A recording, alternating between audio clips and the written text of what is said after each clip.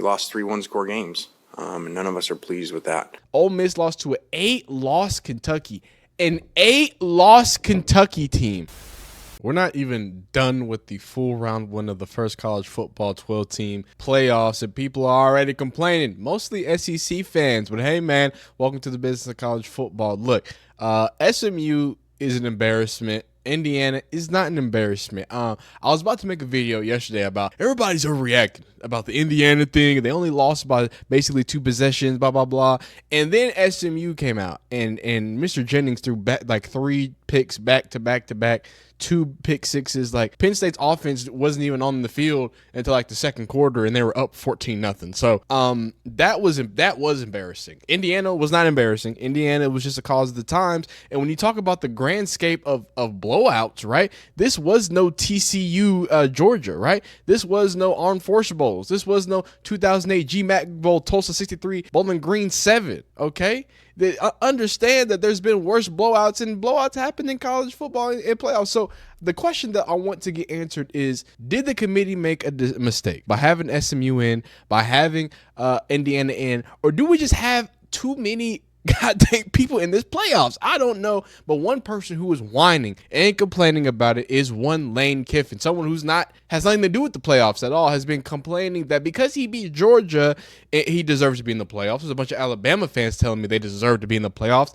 after losing to a 5-loss Oklahoma team.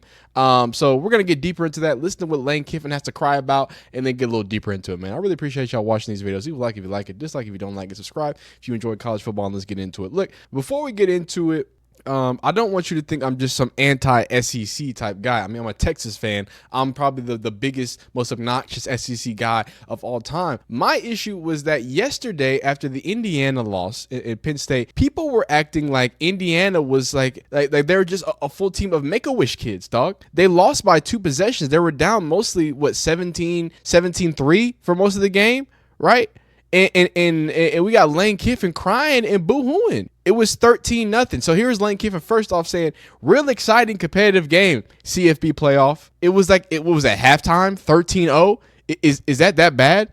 But I mean, it was pretty embarrassing. Like I said, it was tough. Gotta admit, the offensive stats are pretty embarrassing. 3 points, 3 interceptions, only 4.1 yards per play, just 2.3 yards per rush. Wait, sorry, those are the numbers from Alabama. 28-3 lost to Oklahoma. Nah, I'm sorry. Let me get back in facts. Back on the thing, right? We have, what was it about Indiana's resume that said that they were clearly more deserving than SMU or Alabama? I think they need to lose the assumption that the SEC and the Big Ten are clearly more head and shoulders above everybody else, particularly in the Big Ten. It's just a weird scene. A lot of people were very upset, specifically Lane Kiffin, boo-hooing and crying. I think Joe Klatt had a better mistake on it. But now, after we have the SMU Penn State situation, in 2 games against top 25 teams, Indiana was 0-2, losing by 65 to 32-point margin. It's pretty bad. It's pretty bad. Historically, a large percentage of playoff games have been blowouts. There will be more blowouts in the future. This was yesterday. It doesn't mean that the team that lost didn't deserve. And that's what I mean. I don't think they didn't deserve, but let's just kind of get everything together, right? If we're going to come after Indiana's schedule, I'm a Texas fan, but no one says anything about Texas' schedule.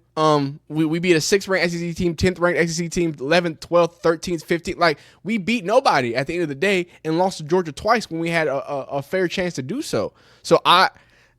But I don't see these think pieces. Now, if we lose to Clemson, that'll be a different conversation. If we lose to Clemson, I'm very bad that I'm making this video beforehand. Y'all can comment down below if we already lost. Hey, go ahead, put the horns down, do whatever you do. But if we won, hey, man, welcome to the SEC, welcome to Longhorn Nation. Anyway, Alabama got destroyed by a 6-loss OU. Alabama lost to a 6-loss Vandy. South Carolina lost to 27-3 versus Ole Miss. South Carolina had 3 L's, 0 great wins. Ole Miss lost to an 8-loss Kentucky.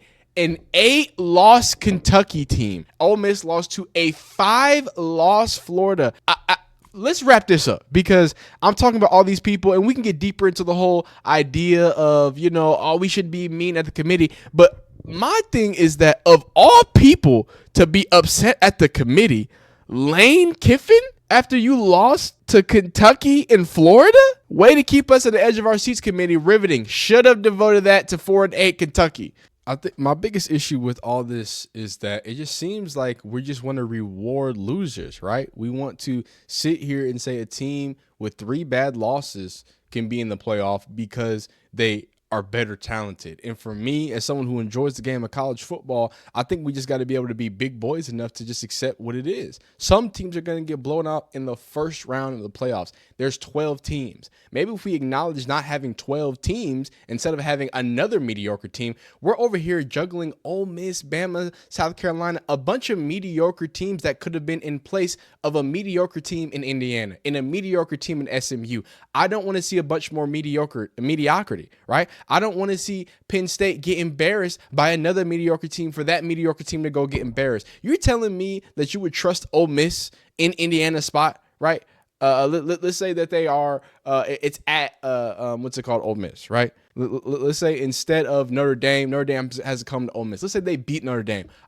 That's a possibility. If Jackson Dart doesn't shit his pants, yeah. If Lane Kiffin can accurately call the game, not like a mental patient, possibly. If those things happen, right, then maybe Ole Miss beats Notre Dame, and then now we're sitting at a Notre Dame team who has to beat Georgia again. And I don't think they can do that. I don't think they can do that again. But hey, man, if ands and buts were peanuts and whatever other Southern bullshit that people like to say, I think it's hilarious. But I just don't want us to. The issue is not the teams that are deserving. The issue is that you aren't deserving because you didn't beat the basketball school or you didn't beat the team that you needed to beat. And let's hear it from the horse's mouth himself, Lane Kiffin, on why he isn't in the playoffs. We're just making sure that we put together the best roster that we can. We put together a really good roster a year ago. I know that, as we look at it and we look back, we lost 3 one-score games, and none of us are pleased with that. But especially in the first 2 losses where we have the ball up 4, we have them on the minus 19, just one of any 30 plays that goes differently, we're in the playoffs and probably at home. Now, I know a lot of people can say that, but then you can say, well, what about the games you won? Those could have went the other way. Well, all of our wins were double-digit wins. So I think that's unique to be able to say that it was a really good roster that played really well. We just, didn't finish a couple games. So in the big picture of things, I look at the overall, like that was a really good roster. A bunch of them are coming back, and now we're adding to it again. So we can play that type of game, play that type of season again, but then don't go 0-3 in the one-score games, where I think the year before was 4-0 in one-score games. And those are going to happen. As you look at big picture and overall programs, those are going to happen. The ball's not always going to bounce your way. You're not going to win every one-score game every year.